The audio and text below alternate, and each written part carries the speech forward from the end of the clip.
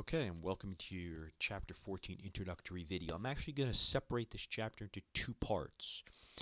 And that's because it's a long chapter, and it's the only chapter that's going to be on your next exam. So we're actually going to have two videos. I'm going to break it into two parts. And the title of this chapter is Chemical Equilibrium, Equal but Opposite Reaction Rates. These are the learning goals for the entire chapter. Be able to write an equilibrium constant expression, calculate equilibrium constants and reaction quotients. We'll explain what reaction quotients is later in the chapter. Predict the direction of reactions, how they respond to changes. For instance, I've got a reaction and I'm going to add some more reactants, or I'm going to decrease the pressure. What happens? Calculate concentrations at equilibrium. That's going to be key.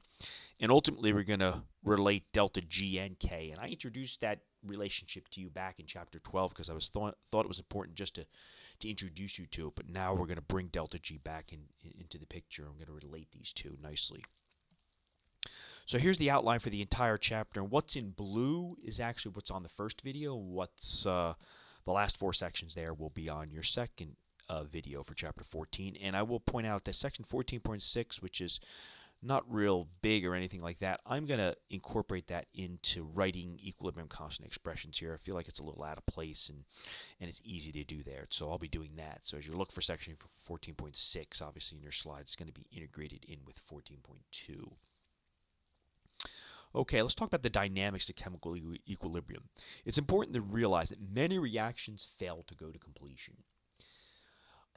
When we say a reaction is spontaneous, we mean that it's product favored. It doesn't mean that you don't have any reactants left in the end when that system is at equilibrium. There are reactions that go completely to the right, and really what's left reactant-wise is next to nothing or immeasurable. But many reactions, their equilibrium point simply means products are favored. So if there's more products than reactants, we simply call that product favored. It doesn't mean it's all products. And of course, this would be reactant favored. That's important to realize. It doesn't mean, we say something is spontaneous. That always meant for us product favored. It didn't mean that you don't necessarily have any reactants when the reaction comes to equilibrium. So what exactly is equilibrium? Well, we've defined this before. So here's a particular reaction. We have A going plus B going to C plus D with the stoichiometric coefficients. But you realize we have this double-headed arrow here, and this means that the products are capable of forming reactants also. This reaction is reversible. And we say that equilibrium occurs when A, B, C, and D stop changing. I've stressed this before, but it's a dynamic system. That is, we're still forming products and we're forming reactants, but the rate of formation and the rate of removal are equal to each other. So we can write that rate of formation equals rate of removal. And you could say that about the reactants or the products. So the concentrations are constant.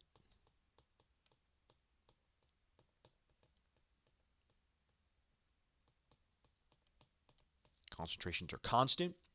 Species do not stop forming or being destroyed. Do not stop forming or being destroyed. That's what we mean by this idea of a dynamic system. That's important to realize. Okay, so this particular slide is showing us concentration on the y-axis versus time on the x-axis. And the reaction here is H2 gas plus CO2 gas goes to H2O plus carbon monoxide. And it's important to realize that chemical equilibrium is independent of direction.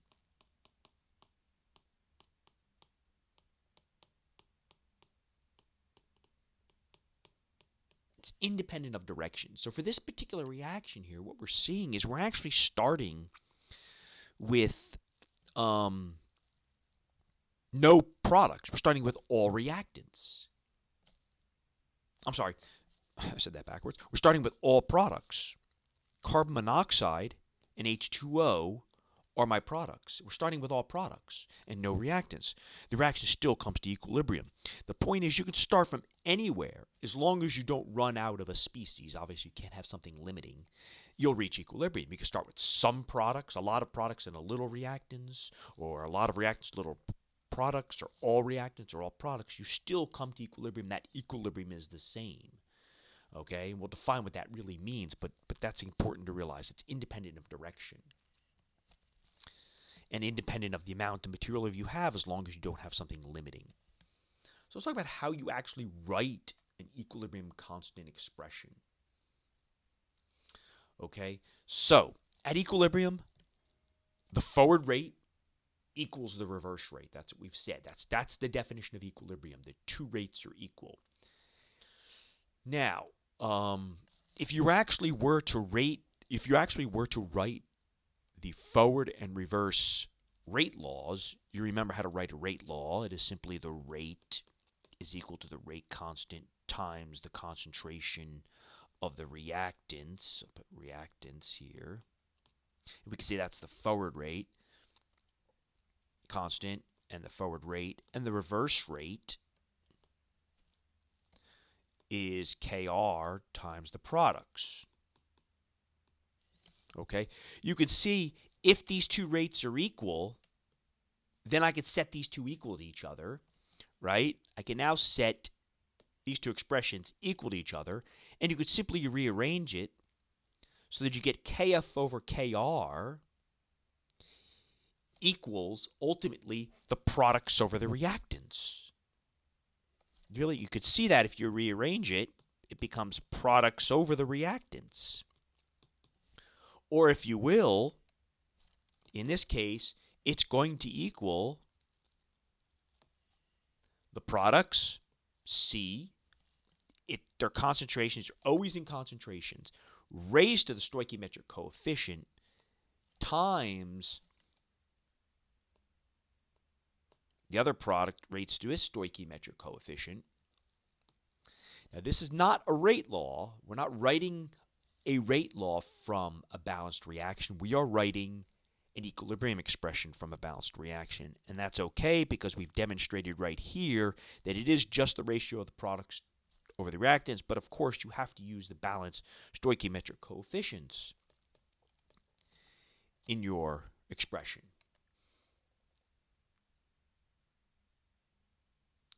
The C is simply for concentration. You can have different equilibrium constants, actually, and the C is for concentration. So ultimately, all we're looking at is a ratio of products to reactants. And this ratio is named the equilibrium constant. This is the equilibrium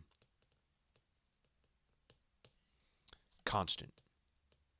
Lots of times that C will be dropped because most equilibrium constants are based on concentration, but you'll see there'll be a few others.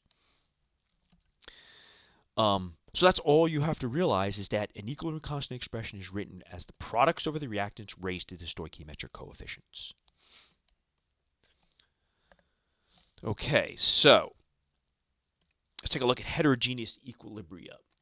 Now, remember when we talked about rate laws, and we said if something's in excess, much greater amount, that you can have that particular reacting species be zero order overall because it's in such excess, meaning it doesn't really depend on that concentration. It only depends on the one that's limiting. So this is the case for both solids and liquids. Because they're in such excess and their concentrations don't really change over time, so if you have a reaction taking place in water, water's your solvent, and water's part of the reaction, effectively its concentration doesn't change. It's in such excess.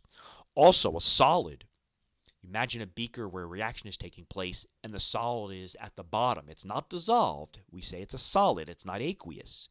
Therefore, it's not dissolved in the solution. And therefore, its concentration in solution doesn't change. It just dissolves as it's consumed. So its concentration doesn't change because what is sitting at the bottom of the beaker as a solid precipitate is not actually a concentration. That is the density of the material. It's sitting there undissolved. That's a little bit confusing point, but what we have to get out of this is realize anytime you have pure solids and pure liquids, they have to be pure solids and pure liquids, in an equilibrium constant expression, they basically do not factor into that expression. Let's take a look at what I mean by that in examples. So here you see we have N2 gas plus O2 gas goes to NO2. Let's go to NO. Let's write the expression for that. So let's write a Kc for this. Kc is equal to products over the reactants. NO squared, got to raise it to the stoichiometric coefficients, over N2 times O2. Brackets mean concentration. This is the Kc for that particular reaction. Okay? Let's write it for the next one. Kc is equal to products over reactants, SO2 over O2. I do not include this. Why? All pure solids are emitted from Kc, as are pure liquids. So pure liquids, which in your equilibrium constant expression will be designated as that, including water,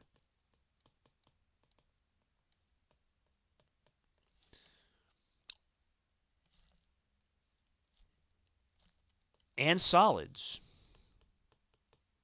which will be designated as S, pure solids, are emitted from Kc.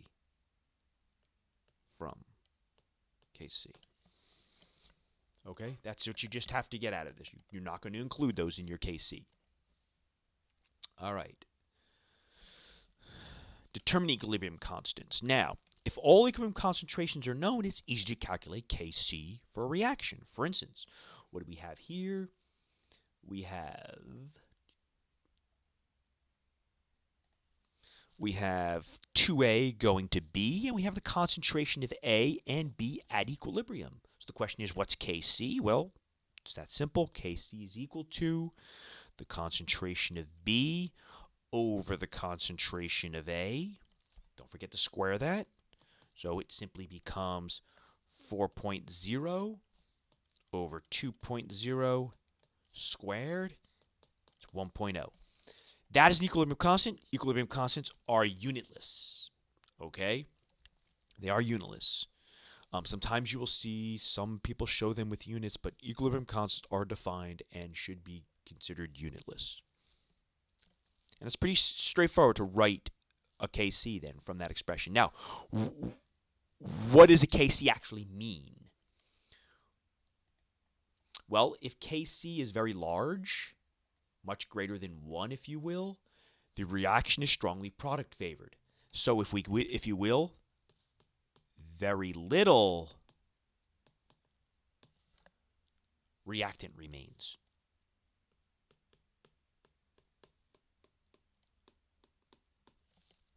If Kc is very small, the reaction is strongly reactant favored. Very little product forms.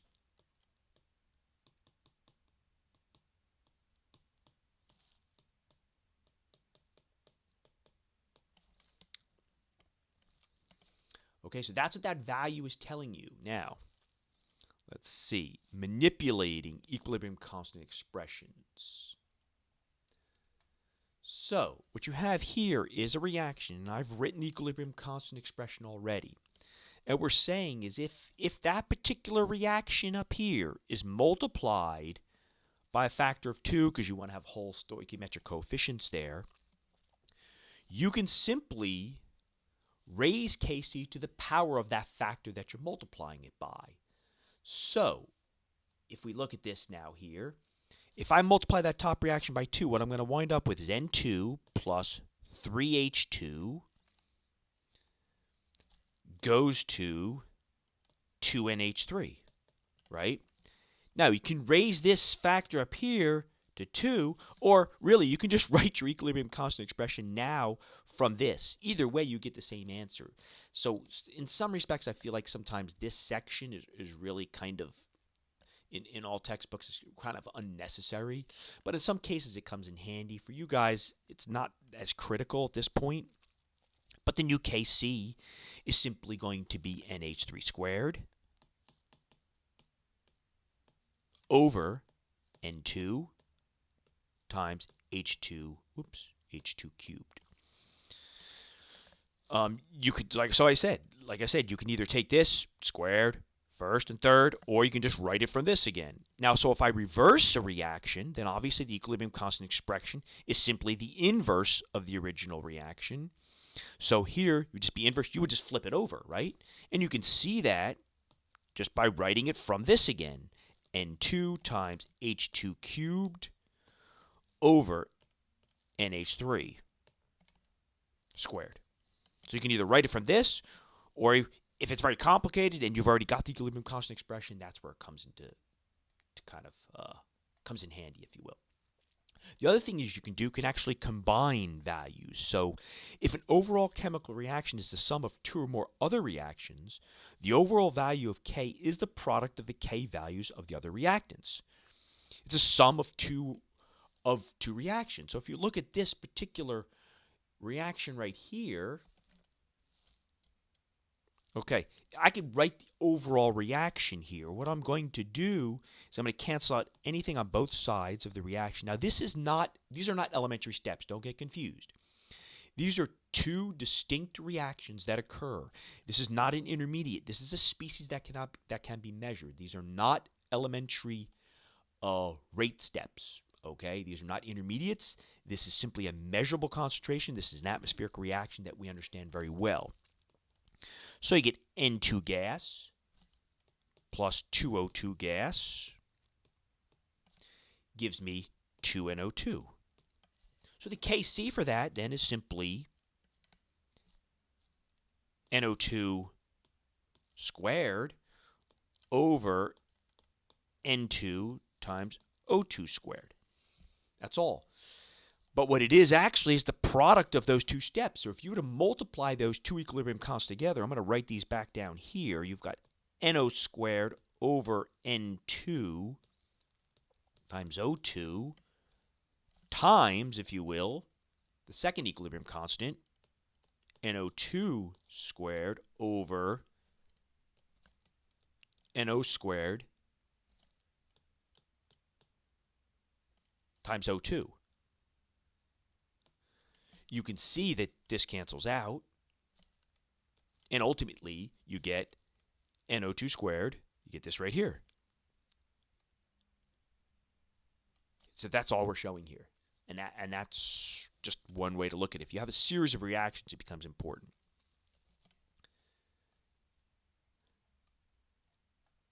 So the last thing I'm going to talk about here in this video is this equilibrium constant and reaction quotient. The reaction quotient is simply the equilibrium. It's calculated the same way as an equilibrium constant. You're just not at equilibrium. The numerical value of the mass action expression is considered your mass action expression.